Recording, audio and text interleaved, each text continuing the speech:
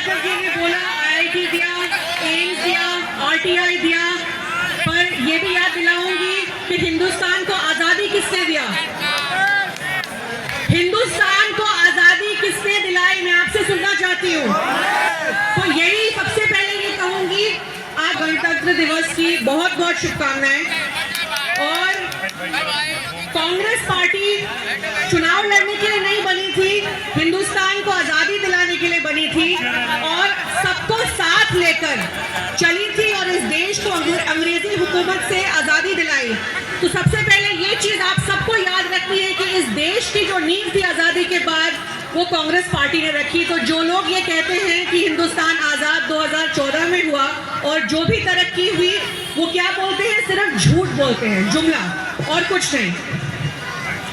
धर्मनिरपेक्षता, समानता, विविधता, अनेकता में एकता, यही सिद्धांत, यही इस देश की पहचान है। और कांग्रेस पार्टी वो पार्टी है जिसने हमेशा सबको साथ रखा है। अगर मोदी जी आके बोले सबका साथ सबका विकास, तो मैं आप सबको यहाँ पूछना चाहूंगी कि आप लोगों का पिछले 10 वर्ष में कोई विकास हुआ? 10 वर्ष से आम आदमी पार्टी यहाँ दिल्ली में है, आप लोगों की जिंदगी में कोई फर्क आया? जितना हम देख रहे हैं तो हमको यही लग रहा है कि एक थी दिल्ली वर्ल्ड क्लास राज्य राह पे 15 वर्ष, 10 वर्ष शीला दीक्षित जी की सरकार थी, कांग्रेस पार्टी की सरकार थी, आपके पास हारून भाई की तरह मंत्री थे और दिल्ली चल रही थी उस राह पे कि एक वर्ल्ड क्लास कैपिटल सिटी बने, राजधानी बने, जिसको पूरी दुनिया देखे। आपने ग्रीन कवर देखा, आपने मेट्रो देखा, आपने फ्लाईओवर बनते देखा, आपने मॉल बनते देखा, आपने इतना कुछ दिल्ली में बदलता देखा, प्रदूषण का ये हाल नहीं था। और फिर एक आंधी की तरह आए अरविंद केजरीवाल, अन्ना हजारे मूवमेंट के बीच में, और वहां से लोकपाल की बात करते करते निकल पड़े और अपनी पार्टी बना ली। आज वही आदमी आम से इतने खास बन गए कि शीश महल भी बन गया, सिक्योरिटी भी इतनी आ गई और अपनी ब्लू वैगनआर से आज लाल बत्ती की घाट में घूम रहे हैं। दिल्ली वो शहर है जिसको कांग्रेस पार्टी की जरूरत है। हमने जो सुना होगा, आप कौन बनेगा करोड़पति देखते हैं, तो आपसे पूछा जाता है कि सबसे बेस्ट ऑप्शन दिल्ली के लिए क्या है? ए बीजेपी, बी आम आदमी पार्टी जो कि बीजेपी की बी टीम, और सी यानी कि कांग्रेस। तो आप बताइए जवाब क्या होगा? ऑप्शन नंबर 3 सी कांग्रेस पार्टी। यहाँ कांग्रेस पार्टी ही वो पार्टी है जिसके पास एक्सपीरियंस है देश की सरकार कैसे चलाना, दिल्ली की सरकार कैसे चलाना। मैं कोरोना काल की बात करूंगी, मेरा जो थोड़ा बहुत अनुभव था। मेरे वालिद कोरोना में गुजर गए और उसके बाद शायद उनके प्रति जो लोगों का प्यार प्रेम था, हम लोगों को एक सामाजिक जीवन में आने का मौका मिला।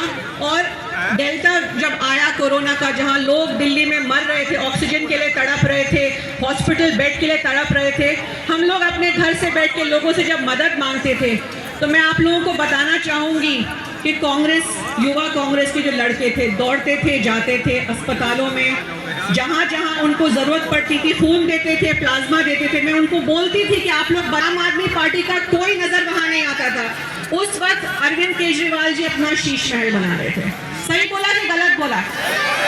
हाँ, आज भी है, हम लोगों को ज्यादा वक्त मिलने वाला था, बोल नहीं पाएंगे। अच्छा, भाजपा की बात करूं, कल घोषणा पत्र उन्होंने निकाला, कहते यमुना साफ करेंगे। 10 वर्ष में गंगा माँ को तो साफ कर नहीं पाए, अब यमुना की बात कर रहे हैं। नौकरियों की बात करें कि 2 लाख नौकरी देंगे, आपके पास केंद्र में 7.5 लाख नौकरी की वैकेंसी है, आपने वो तो पूरे नहीं किए, अब दिल्ली में नौकरी देने चले। ठीक है, यहाँ पे भी जुमले चल रहे हैं। अरविंद केजरीवाल जी की अगर मैं बात करूंगी, हर जगह पोस्टर देखेंगे, मुख्यमंत्री अरविंद केजरीवाल, बाकी कौन? आप लोगों को पता होगा सुप्रीम कोर्ट का जो आदेश है, सुप्रीम कोर्ट के आदेश के हिसाब से अरविंद केजरीवाल जी ना कोई फाइल साइन कर सकते, ना दफ्तर जा सकते, इसीलिए उनको इस्तीफा देना पड़ा और आतिशी जी को उन्होंने मुख्यमंत्री की कुर्सी पे बिठाया। ये सुप्रीम कोर्ट का ऑर्डर चुनाव के बाद भी लागू है। अगर अरविंद केजरीवाल जी कहते हैं कि आम आदमी पार्टी जीत के आएगी और मैं मुख्यमंत्री बनूंगा, तो जी नहीं, वो तब भी अपना मुख्यमंत्री वाला काम नहीं कर सकते हैं। अगर आप लोगों को ये बताया जा रहा है कि बीजेपी हटाने के लिए आम आदमी पार्टी के लिए वोट करें, तो उस झांसे में भी ना पड़िए, क्योंकि ये गलत होगा। कांग्रेस पार्टी आपके बीच में खड़ी है, जब थे सरकार में तब भी और जब नहीं थे तब भी। कांग्रेस पार्टी के अलावा कोई ऐसा नहीं है जो आप सबको साथ लेकर चलेगा, क्योंकि कांग्रेस पार्टी ही वो पार्टी है जिनके लोग जो हैं वो आपके बीच हमेशा मजबूती से खड़े रहेंगे।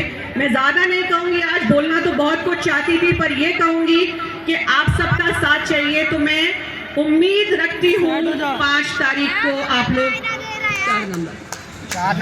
4 नंबर का बटन दबाएंगे, भारी से भारी संख्या में वोट करने जाएंगे, एक भी वोट जाहिर होने नहीं देंगे और हारून भाई को आप लोग जिताएंगे ताकि वो फिर से विधानसभा में आप सबके बीच में पहुंचे। मोहर लगेगी, मोहर लगेगी, मोहर लगेगी। हारून यूसुफ साहब, हारून यूसुफ साहब, कांग्रेस पार्टी, राहुल गांधी। एक चीज और यहाँ पे बीच में बोल रही हूँ, देखिए, जब मैंने सबके साथ की बात करी, मेरे वालिद 27 साल की उम्र में सांसद बन के इंदिरा जी के साथ काम किया, राजीव जी के साथ काम किया, सोनिया जी के साथ काम किया, राहुल जी के साथ काम किया। एक मुसलमान को इतना पद मिला, ऐसे बड़े बड़े जो डिसीजंस होते थे उसमें हिस्सा लेने का उनका मशवरा लिया जाता था। आज हमारे कांग्रेस पार्टी के अध्यक्ष एक दलित हैं, ठीक है, आप समझिए कि इसको बोलते हैं सबका साथ, सबका विकास, सबको साथ में लेकर चलना। तो याद रखिएगा कि यही वो पार्टी है जो आपके खड़े रहेगी। बाकी ए टीम बी टीम के जुमले में मत आना, सी मतलब कांग्रेस पार्टी का साथ देना। शुक्रिया बहुत बहुत। जय हिंद, जय भारत।